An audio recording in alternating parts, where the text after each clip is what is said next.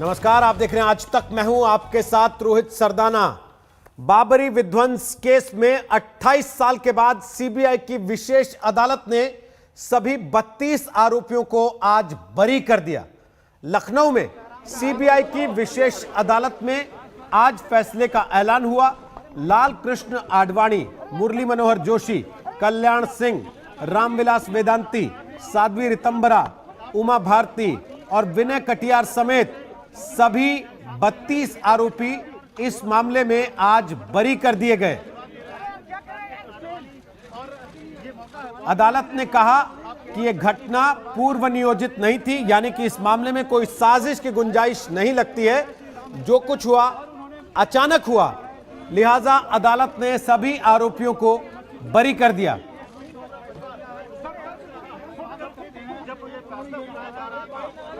और इस फैसले के बाद लाल कृष्ण आडवाणी, पूर्व उप प्रधानमंत्री और बीजेपी के वरिष्ठ नेता, अपने घर से बाहर निकले। मीडिया से उन्होंने बात की।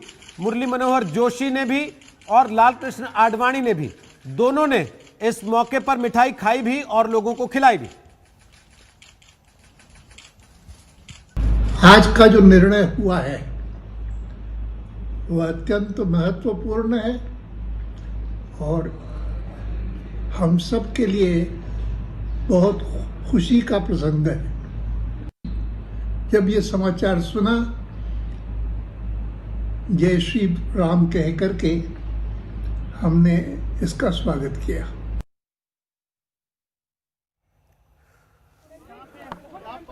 साक्षी महाराज, चंपत राय, सभी आज इस मामले में बरी कर दिए गए।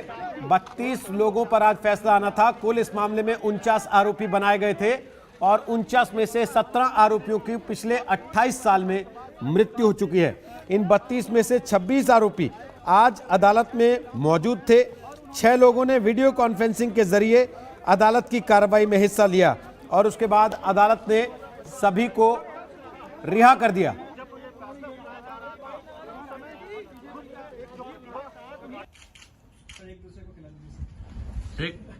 आज के अवसर के लिए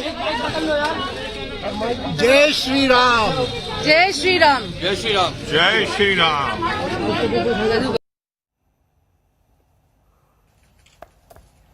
और स्पेशल कोर्ट के फैसले पर क्या कहा बीजेपी के वरिष्ठ नेता मुरली मनोहर जोशी ने, आपको सुनवाते हैं। उनसे बात की हमारे संवाददाता हिमांशु मिश्रा ने। जोशी जी, सिर्फ एक सवाल आपसे। बहुत खुशी है आज आपको इस फैसले की?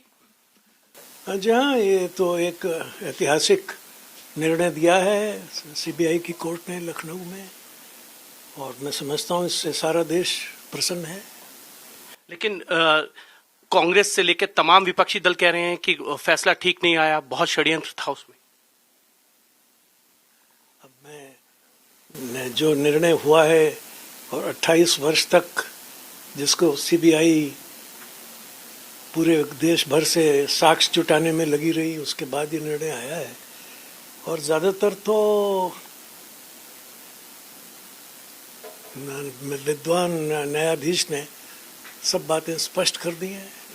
इसके लिए किसको बधाई देंगे आप सबसे?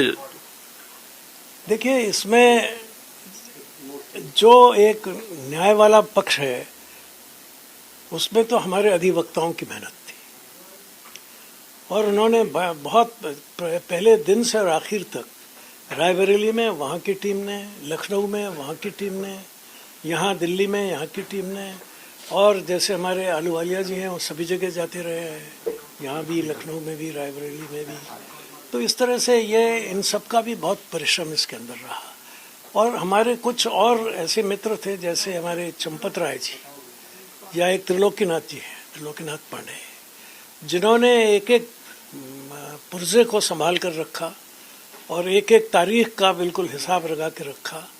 और इस मामले में मैं समझता हूँ इतनी मदद आपको जितनी चंपत राय जी से और त्रिलोकी जी से मिली। जी तो बाद में आए, त्रिलोकी पांडे। हाँ, त्रिलोकी पांडे सर, जब तबीयत गड़बड़ हो गई, क्योंकि लाल कृष्ण आडवाणी और आप जब पहली बार लखनऊ जा रहे थे, मैं आपके साथ उसी फ्लाइट में था, मैंने आपसे पूछा भी था क्योंकि ये आरोप लगाया जा रहा है कि आपने षड्यंत्र किया। आपने कहा था कि 2001 में इस चार्ज को खत्म किया गया था, फिर से लगाया गया है, लेकिन कोर्ट जो भी फैसला देगा हम उसका स्वागत करेंगे। आपने कहा था हमने किसी तरीके का षड्यंत्र नहीं किया। आज कोर्ट का फैसला आपको सुखद?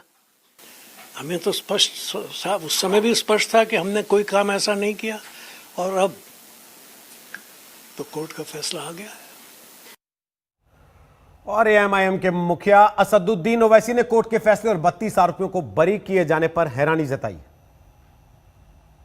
हर कोई आज एक दिली तकलीफ और दर्द को महसूस करेगा जो भारत के संविधान और भारत के डाइवर्सिटी, भाईचारगी, प्लुरलिज्म पर जिस किसी को आज भी अटूट भरोसा है और यकीन है,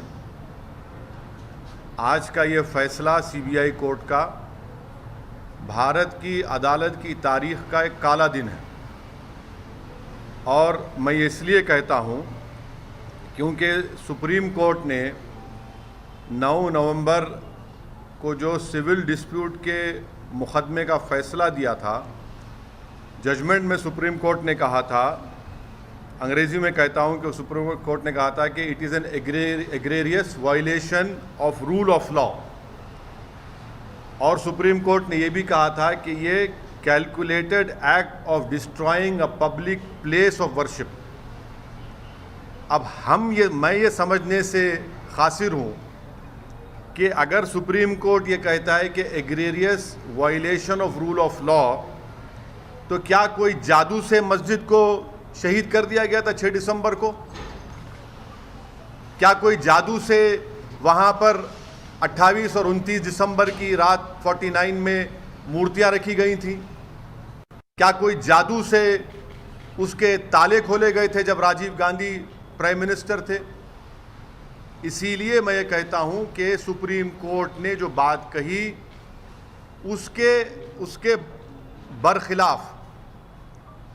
उसके बरखिलाफ आज ये जजमेंट आया है।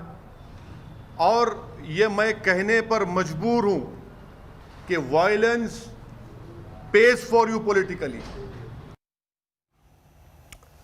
और लाल कृष्ण आडवाणी को लेकर असदुद्दीन ओवैसी ने क्या कहा, जरा वो भी सुन लीजिए।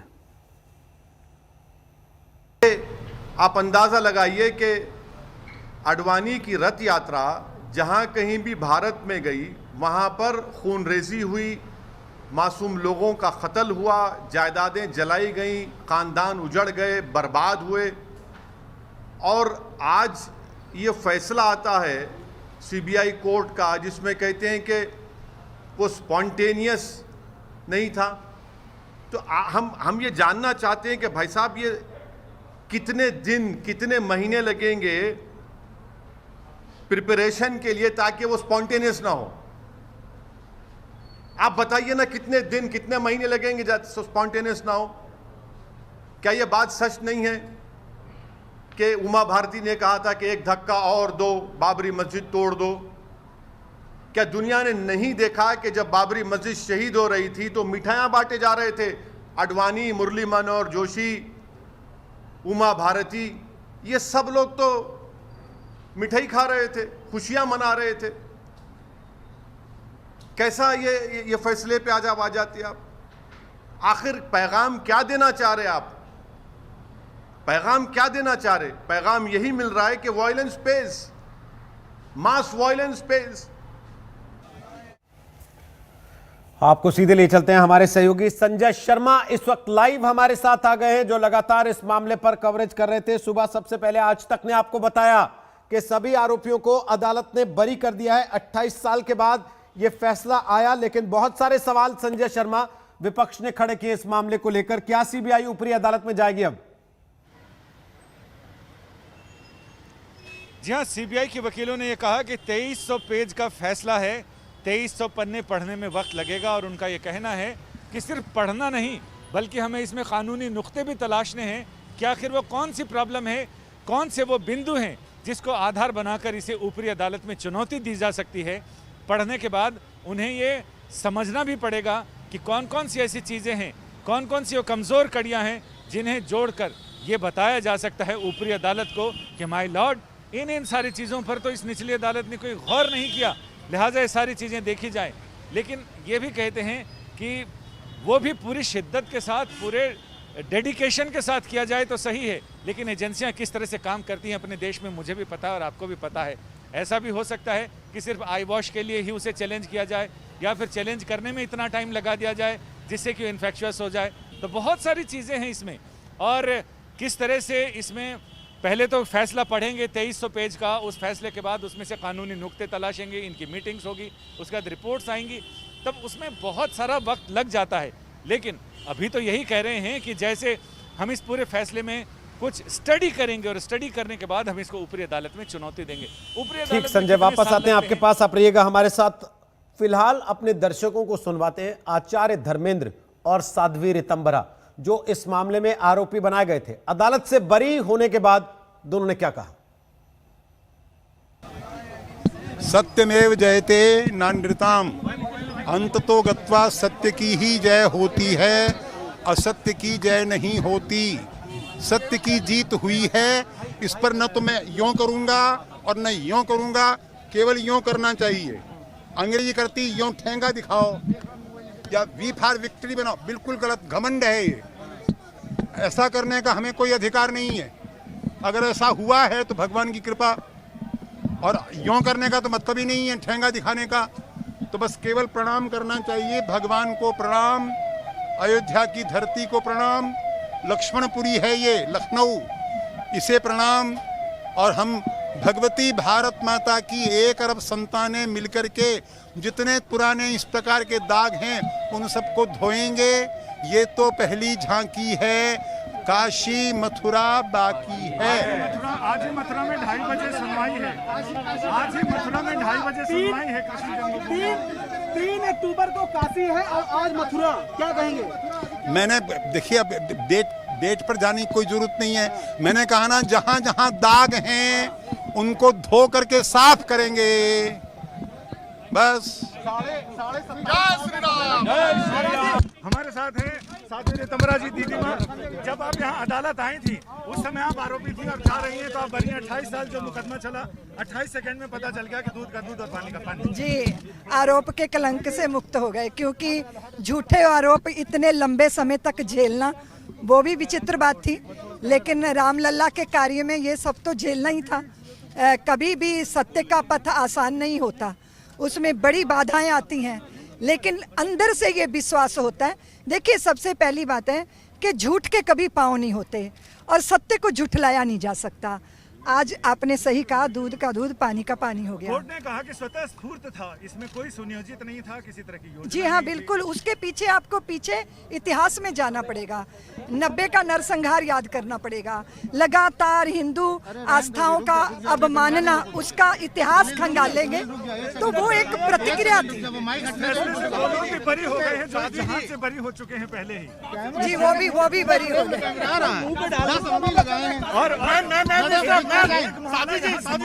दूसरा 30 सितंबर है, आज मथुरा में सुनवाई है। जी बिल्कुल बिल्कुल। न्यायालय के द्वारा अपने अधिकार की बात करना इस सबका हक है। और इसी के साथ हम ले रहे हैं एक छोटा सा ब्रेक। आप देख रही